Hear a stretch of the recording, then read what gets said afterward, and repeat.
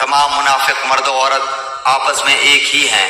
ये बुरी बातों का हुक्म देते हैं और भली बातों से रोकते हैं और अपनी मुट्ठी बंद रखते हैं। ये अल्लाह को भूल गए, अल्लाह ने उन्हें भुला दिया।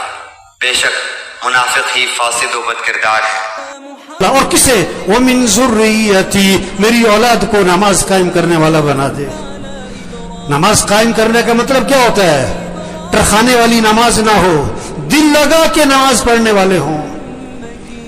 एक टरखाने वाली नमाज एन टाइम पे और भागे, और सारी नमाज में पता नहीं दिमाग कहां घूम रहा है। दिल लगा के नमाज पढ़ो, मुस्तहबात की रियायत करते हुए, आदाब की रियायत करते हुए, अरकान की रियायत करते हुए, वाजिबात की रियायत करते हुए नमाज को दिल लगा के पढ़ो। अकीमिस्सलात लिज़िक्री, नमाज कायम करो, अल्लाह की याद में डूब के नमाज पढ़ो। क्या खूबसूरत तर्जुमा किया है इसका।